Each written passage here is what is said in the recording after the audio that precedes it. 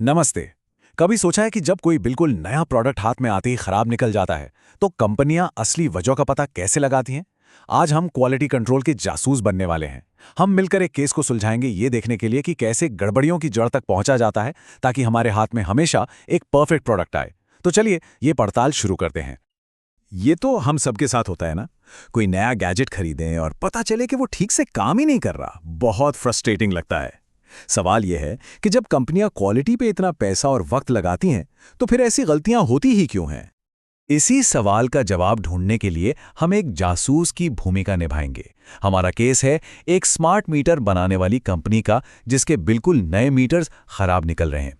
यह केस हमें quality control की पूरी दुनिया को अंदर से समझने में मदद करेगा। तो हमारी जासूसी कहानी शुरू होती है एक रहस्य से। एक ऐसा रहस्य जिसने पूरी प्रोडक्शन लाइन को मुश्किल में डाल दिया है और कंपनी की साख दांव पर लगा दी है। प्रॉब्लम बिल्कुल साफ है।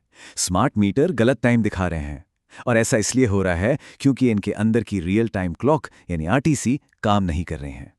देखिए, ये एक बहुत बड़ी खराबी है और हमारी जांच का सबसे पहला मकसद है इस आरटीसी फेल की जड़ तक पहुंचना। अब देखिए, हर जासूसी कहानी में जांच करने वालों की एक टीम तो होती ही है। हमारे इस केस में यह है क्वालिटी टीम। ये वो लोग हैं जिनका काम ही डिफेक्ट्स को पकड़ना और उन्हें रोकना है। चलिए इनसे मिलते हैं। क्वालिटी कंट्रोल किसी एक अकेले का काम नहीं है। ये एक पूरी टीम करती है जो सेफ्टी की कई परतें बनाती है। सबसे पहले है IQC यानी इनकमिंग क्वालिटी कंट्रोल, जो फैक्ट्री में आने वाले हर कच्चे माल, हर एक पार्ट को चेक करती है। फिर है IPQC जो प्रोडक्शन लाइन पर ही प्रोडक्ट बनते समय उस पर नजर रखती है। PQC ये देखती है कि मशीनें और प्रोसेस ठीक से काम कर रहे हैं या नहीं।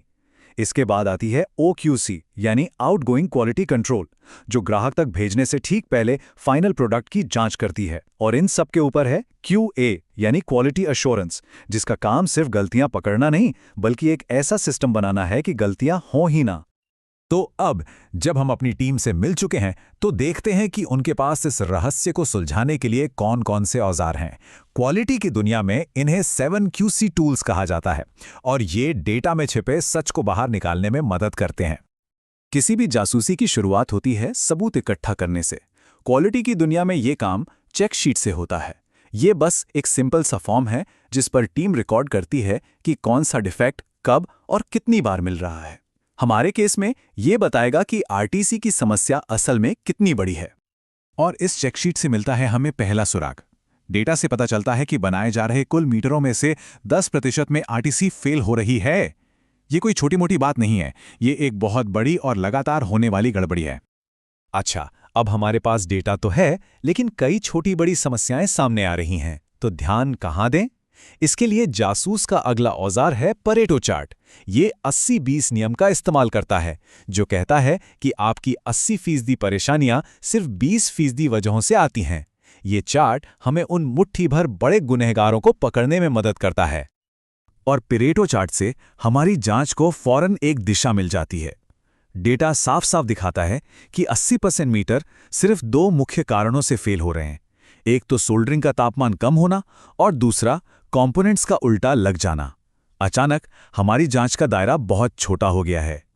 हमारा अगला सुराग मिलेगा कंट्रोल चार्ट से। ये एक तरह का प्रोसेस मॉनिटर है। यह हमें बताता है कि क्या यह समस्या कभी कभार होने वाली कोई अचानक हुई घटना है या फिर सिस्टम में ही कोई गहरी गड़बड़ है जो बार बार हो रही है। इसे समझने का एक बहुत ही सिंपल देसी तरीका है। सोचे, एक हलवाई जलेबियां बना रहा है। वो चाहता है कि हर जलेबी का वजन लगभग एक जैसा हो। तो कंट्रोल चार्ट उस हलवाई के गाइड की तरह है, जो बताता है कि क्या जलेबियां सही वजन की बन रही हैं या प्रोसेस कंट्रोल से बाहर जा रहा है। और इस कंट्रोल चार्ट से हमें मिलता है एक और अहम सुराग। पिछले 10 दिनों के डेटा से पता चलता है कि 3 अलग अलग मौकों पर सोल्डरिंग मशीन का तापमान तय की गई निचली सीमा से भी नीचे चला गया था। ये एक बहुत बड़ा संकेत है कि मशीन के साथ कुछ तो गड़बड़ है। तो अब देखिए, हमारे पास कई सुराग हैं। चेक शीट ने समस्या का साइज बताया, परेटो चार्ट ने मुख्य संदिग्धों की पहचान की और कंट्रोल चार्ट ने एक पैटर्न दिखाया। अब वक्त है इन सबको जोड़कर असली अपराधी यानी रूट कॉज का पता लगाने का। इसके लिए टीम फिशबोन डायग्राम का इस्तेमाल करती है। इसे मछली की हड्डी जैसे आकार की वजह से ये नाम मिला है। ये एक ब्रेनस्टॉर्मिंग टूल है जो टीम को हर एंगल से सोचने में मदद करता है। क्या गलती किसी इंसान से हुई, मशीन में कोई दिक्कत थी, मटेरियल खराब था या फिर काम करने का तरीका ही गलत था? तो फिशबोन डायग्राम का इस्तेमाल करके टीम ने हर संभावना पर सवाल उठाया। क्या ऑपरेटर की ट्रेनिंग में कोई कमी थी? क्या मशीन का तापमान वाकई कम था जैसा कंट्रोल चार्ट ने बताया? कहीं सप्लायर से आया मटेरियल ही तो खराब नहीं? या फिर जिस स्टैंडर्ड ऑपरेटिंग प्रोसीजर यानी एसओपी का पालन करना था उसी में कोई कमी है? अब असली जड़ तक पहुंचने के लिए टीम 5 वाइज तकनीक का इस्तेमाल करती है। ये बच्चों जैसी जिज्ञासा का तरीका है। बस बार बार क्यों पूछते जाना। पहला क्यों, आरटीसी फेल क्यों हुआ? जवाब, क्योंकि सोल्डरिंग ठीक से नहीं हुई। दूसरा क्यों, सोल्डरिंग ठीक क्यों नहीं हुई? जवाब, क्योंकि तापमान बहुत कम था। तीसरा क्यों, तापमान कम क्यों था? जवाब, क्योंकि मशीन कैलिब्रेट ही नहीं की गई थी। चौथा क्यों, मशीन कैलिब्रेट क्यों नहीं हुई? जवाब, क्योंकि उसका मेंटेनेंस शेड्यूल मिस हो गया। और पांचवां और आखिरी क्यों, शेड्यूल क्यों मिस हुआ? जवाब, क्योंकि सुपरवाइजर ने चेकलिस्ट का पालन सुनिश्चित नहीं किया। और यहां हमें मिलती है असली वजह। तो इस तरह हमें हमारा असली अपराधी मिल गया। ये सिर्फ एक टेक्निकल खराबी नहीं थी, बल्कि एक प्रोसेस की नाकामी थी। मशीन का टाइम पर कैलिब्रेशन नहीं हुआ और सुपरवाइजर द्वारा प्रोसीजर का पालन सुनिश्चित नहीं किया गया। अपराधी को पकड़ना तो समझिए आधा ही काम हुआ। असली चुनौती तो ये पक्का करना है कि ये अपराध दोबारा न हो। तो अब फोकस समस्या को हमेशा के लिए हल करने पर है। समाधान दो हिस्सों में होता है। पहला है करेक्टिव एक्शन, मतलब अभी जो आग लगी है उसे बुझाना। इसके तहत खराब मीटरों को ठीक किया गया और मशीन को फौरन कैलिब्रेट किया गया। पर असली जीत प्रिवेंटिव एक्शन में है, यानी ऐसा सिस्टम बनाना कि आग दोबारा लगे ही नहीं। इसके लिए रोज की चेकलिस्ट, सुपरवाइजर की रीट्रेनिंग और ऑटोमेटेड रिमाइंडर जैसे सिस्टम बनाए गए। क्वालिटी कंट्रोल का ये आइडिया हमें एक बड़ी फिलॉसफी की तरफ ले जाता है, जिसे सिक्स सिग्मा कहते हैं। इसका लक्ष्य सिर्फ गलतियों को सुधारना नहीं है, बल्कि एक ऐसी प्रक्रिया बनाना है जिसमें गलतियां होने की गुंजाइश ही ना हो। ये परफेक्शन की तरफ एक लगातार चलने वाली यात्रा है। सिक्स सिग्मा का लक्ष्य कितना बड़ा है, ये सिर्फ एक नंबर से पता चलता है, 3.4। इसका मतलब है 10 लाख प्रोडक्ट्स बनाने पर सिर्फ 3.5 से भी कम गलतियां।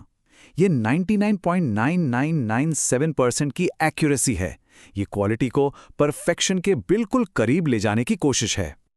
और ये चीज़ हमें एक बड़े दिलचस्प सवाल पर लाकर छोड़ देती है।